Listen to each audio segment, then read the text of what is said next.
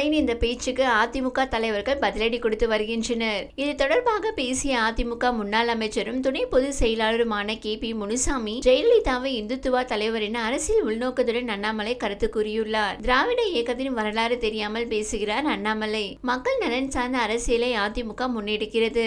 இந்துத்துவா கொள்கைக்கும் அதிமுகவுக்கும் எந்த தொடர்பும் இல்லை. நான் இருக்கும் வரை பாஜகவுடன் கூட்டணி கிடையாது என்றவர் ஜெயலலிதா. பாஜகவின் தேவைக்கு அதிமுகவை பயன்படுத்த முயற்சிக்கின்றனர். மக்கள் ஏற்றுக்கொண்டால் தான் தமிழகத்தில் பாஜக வளரும். நேற்று பெய்த மழையில் இன்று முளைத்த காளான் தான் அண்ணாமலை. அவருடன் விவாதிக்க நாங்கள் அரசியல் அனுபவம் அற்றவர்களா என்று கூறினார். அதே போல முன்னாள் அமைச்சர் ஜெயக்குமார் இது பற்றி வெளியிட்டுள்ள பதிவில், மறைந்த முதல்வர் ஜெயலலிதா இரு மதங்களுக்கும் நடுநிலையாகவே தனது நிலைப்பாட்டை தெளிவாக தெரிவித்துள்ளார். இதுதான் அவரது அன்றைய உண்மையான நிலைப்பாடு.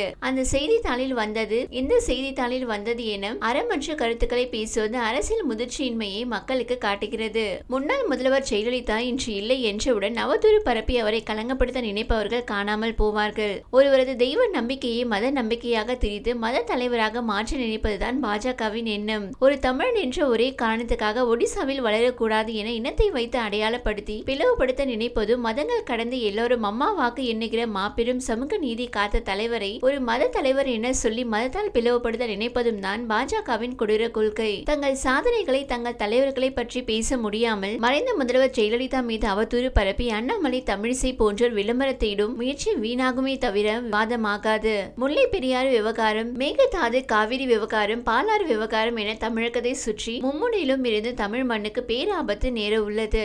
இதிலிருந்து திசை திருப்பி திமுக அரசை காப்பாற்றும் தங்கள் டெல்லி ஓனர்களை நோக்கி எந்த கேள்வியும் வரக்கூடாது என்பதற்காகவும் தான், ஒரு பிரௌடு கன்னடிகா என்பதற்காகவும் இந்த அவதூறை அண்ணாமலை கையில் எடுத்துள்ளார். மதவெறி கொண்ட யானையை விட மதவெறி பிடித்துள்ள பாஜக நாட்டுக்கு ஆபத்தானது என்பது அண்ணாமலை போன்றோரின் பேச்சுக்களில் இருந்து உணர முடிகிறது என்று தெரிவித்திருந்தார் ஜெயக்குமார். இந்த நிலையில் KC பழனிசாமி இது தொடர்பாக அதிமுக தலைவர்களுக்கு பதிலடி கொடுத்துள்ளார். அதில் KP முனுசாமி ஜெயலலிதா பற்றி தெரிவித்துள்ள கருத்து உண்மைக்கு புறம்பானது ஆகும். தற்போது எடப்பாடி பழனிசாமி தலைமையிலான அதிமுக தலைவர்கள் பேசுவது பாலுக்கும் பூனைக்கும் காவலனாக இருப்பது போல உள்ளது.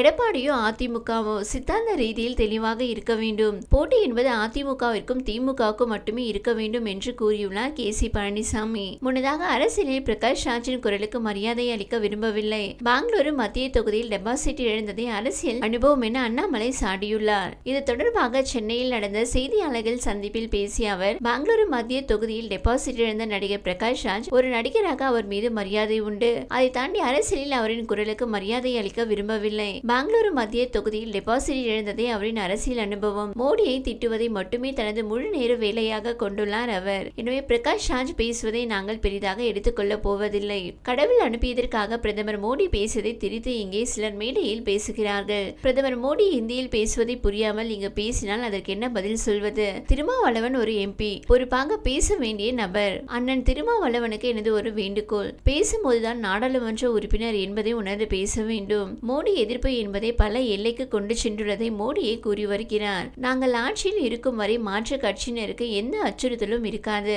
ஸ்டாலின் மாதிரி நாங்கள் இரவு 2 மணி யாரையும் கைது செய்ய மாட்டோம். திமுக கூட்டணியில் இருக்கும் திருமாவளவன் கருத்துரிமையை பேசுவதுதான் வேடிக்கையாக உள்ளது என்றார்.